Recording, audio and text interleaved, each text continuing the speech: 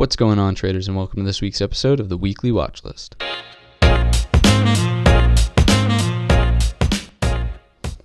Before we get going, I'd like to make your attention to the newsletter.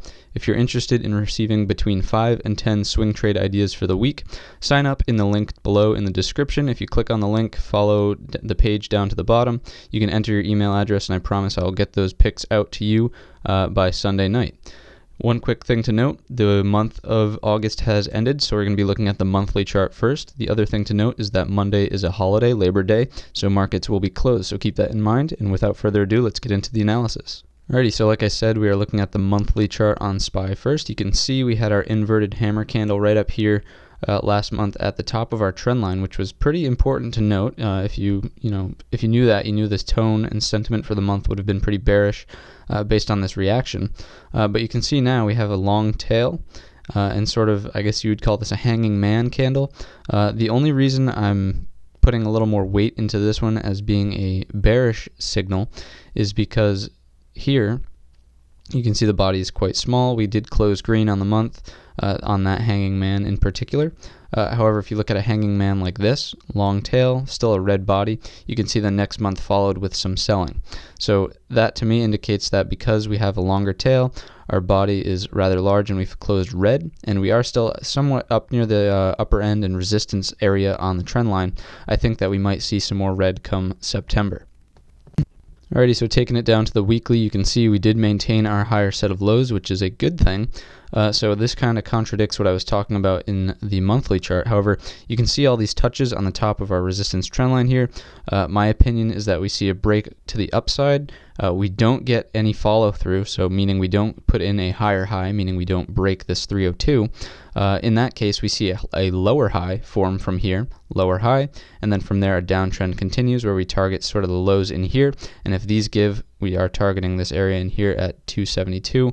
And depending on how nasty things get, in my opinion, we could always come down and test out that 200 SMA on the weekly chart.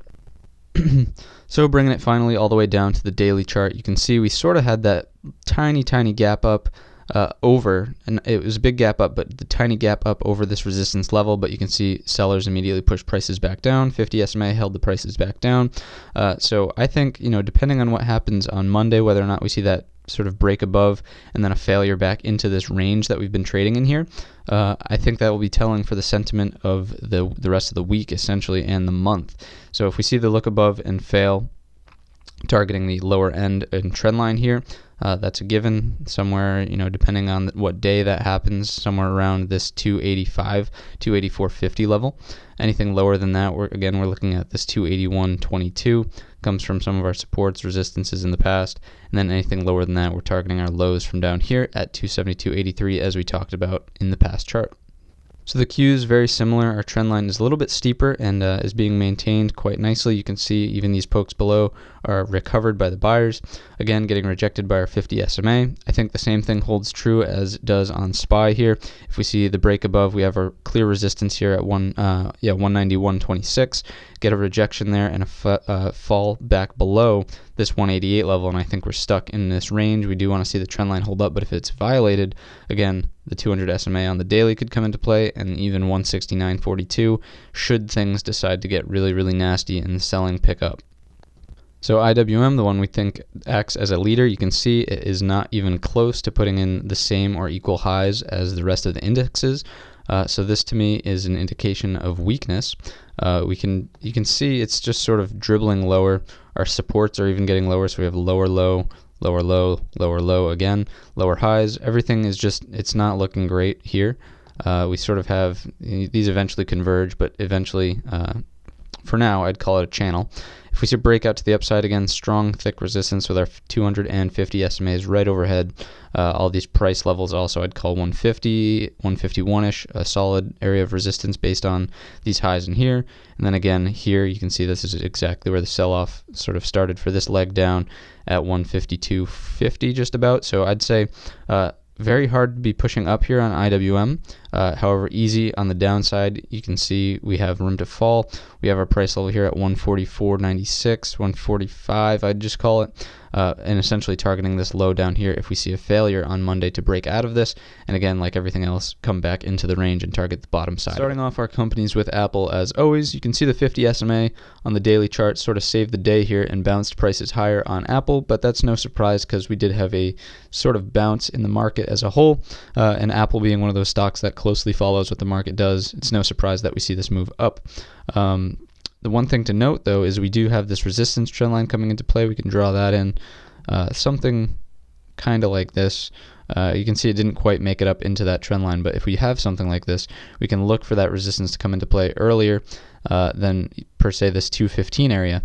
And what I think is interesting here, and this sort of comes from Peter from Shadow Trader, being that Apple follows the market closely, or the market follows Apple closely, however you want to look at it.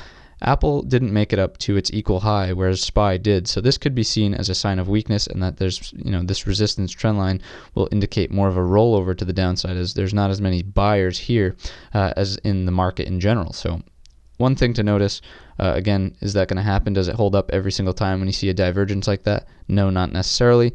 Again, just another thing to keep in your back pocket and keep in the back of your mind as you're trading this week. 50 SMA, like I said, supported us this week. It should be interesting to see what happens if we get back down into this level on any sort of bearish pullback here. Will it support it again, or will it break? That's one of those things you're going to have to play by ear the day we get close to it. Netflix is still being ugly in its falling wedge. You can see the range is still tightening, but we did see some support at our 288.37 price level before we got down all the way to our support trend line. So that's one thing to note there, that this could be a potential bottom. We have a higher low that formed here on Friday. Will it hold? Again, one of those things we're going to have to monitor for on Monday. If it does hold and we see a move and a breakout to the upside of this resistance trend line, we're again looking to target 310 to 316, this area of resistance in the chart on any sort of move to the upside. On the move to the downside, if we break down below 288, again, our support trend line should come into play. However, if it doesn't, again, you see me scrunching up the chart. There's really not much until down here at 231.58. So Netflix could have a while to find its next support, or there could be some random bit of buying in here that sort of props the price levels up. So keep that in mind on any sort of break of this support trend line or price level here at 288. Interesting one here on Tesla. We did get a trend line violation here on Friday, but you can see we are rejected by the 50 SMA on the daily. So whether or not we see a bounce off of the backside of this trend line, we get a little retest here and then a move higher. That should be interesting to watch for. Usually when a trend line is violated like this, you want to wait for confirmation that the move is going to continue in the opposite direction. So I wouldn't get into this immediately.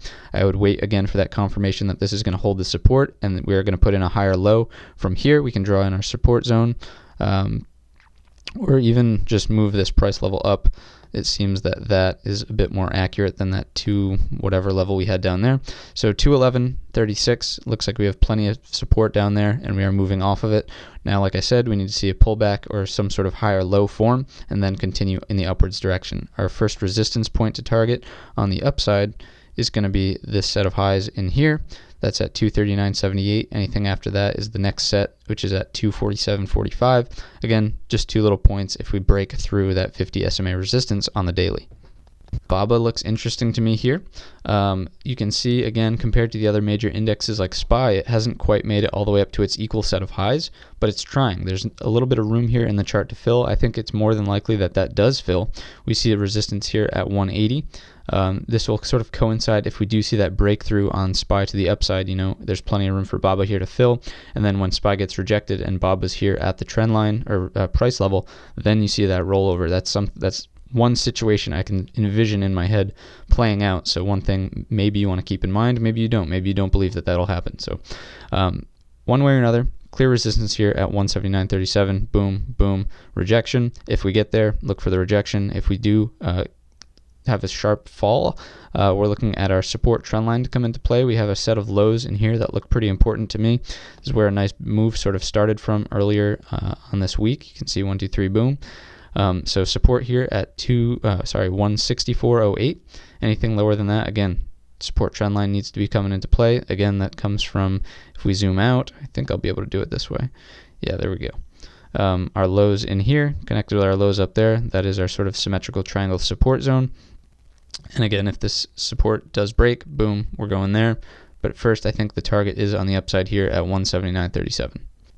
Facebook is sort of looking pretty choppy. We talked about keeping this trend line on the chart because we might get a back test and failure, but on this case we got a back test and a break above with the sort of market gap there on Thursday, Friday. So whether or not it holds again, if we get into it, that should be interesting to sort of watch and see the reaction there. Are the buyers going to step up again, or are things just going to sort of crumble apart and we're going to target the 172, 173 rather level here, price level? Resistance on the upside is clear. We're sort of at resistance. You can see we had a red day there on Friday with the market. I'd call the high of this indecision doji here at 187.34 resistant. We're sort of getting into that now. Then our next point is sort of up here where these two wicks sort of stopped, and that's at 191.20. Our 50 SMA is sort of coinciding with that. So any move to the upside, those are two key points that we want to watch for as resistance. On the downside, like I said, trendline support. If that gives, it looks like our triple bottom could be in play. You remember 1, 2, and then this tail here, and then we had this sort of interesting week, and we had another tail here. So this level looks like it has some import at 179.62. So NVDA, we have a inverted hammer candle here. Unlike many of the other stocks we've looked at, which are hammers, whether or not they're red or green hammers, this is an inverted hammer here, so implying selling earlier than our resistance trend line. To me, a pullback is in store. Maybe we see a move down to the 50 SMA on the daily here and go sideways and consolidate. We're sort of stuck in between this high and this low, so depending on what happens, maybe you want to target the low side and look for support to come into play around 159.42. Again, boom, indecision around that level, and then support here. 200 SMA will be coinciding with that for a super support on any sort of move down there. If we see a breakout to the upside, again, we want to target our first resistance, which is around 173.73 based on the set of highs.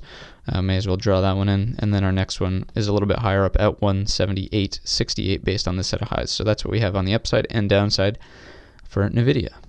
Here we have Microsoft. I think this one's following the market the best out of everything we've looked at so far. You can see we have our sets of equal highs, and we did make it there on Friday. So that to me is promising. Again, this one's been in a strong uptrend, similar to the market, strong uptrend throughout the past year, essentially. So this bit of balance is, to me, fine. If we see a break and move to the upside, we're targeting our all-time high here at 141.68, and we very well could put a new all-time high. That's been happening throughout the past few months here, as you've seen. However, if we see the resistance there and we don't quite find acceptance above into new highs, we're looking for a pullback into our support trend line. If that gives, we're looking at 130.67, and I think that should hold just based on the fact of how strong the uptrend is. We probably aren't going to put in a lower high yet, but if we do, and that gives, we have 123.01 down here as support from some of this area in here. Alrighty, Amazon is looking rather interesting also. You can see plenty of room until our equal highs would have been set. So this to me is a bearish signal on Amazon, the fact that we couldn't push all the way back up when the market did. Again, not so good for the longs here. I think what happens on Amazon is we see a collapse below this price level. We have all these touches and the 200 SMA sort of supporting here. When that fails, I think it'll get ugly and nasty, and I think we target our 1672 low from down here. And that's about the same distance as this sort of balance area. So it makes sense that another, a move the same size out of balance would happen. On the upside, if some sort of miracle happens and we break through our trend line here, you can see our 50 SMA is right overhead, and that's a little less than, I'd say it's about 2/3 of this balance box. So that could be a target on the upside. Again, if some sort of miraculous move breakout over these highs happens, I don't think there's a lot of resistance in there until that 50 SMA based on some of this emotional selling in these big red-bodied candles. So that could be an easy target on the upside. But again, I think the focus here is on the downside. If all this support gives, boom, there we go, down to 1672. And if we scrunch the chart up a little bit more, you can see if that one gives all the way down here to 1585. So I think the downside is the focus here. 1672 is the target. Upside, 50 SMA. Very unlikely though. So that's going to wrap things up for this week's episode of the Weekly Watchlist. If you enjoyed the video, let me know down below in the comments section. Give the video a thumbs up. Subscribe to the channel to see more of this content. And as always, if you want to be involved in the swing trading newsletter, head on into the link in the description of the video, enter your email address, and I promise you I'll send out 5 to 10 swing trade ideas every Sunday. And with that, I wish you a green trading week.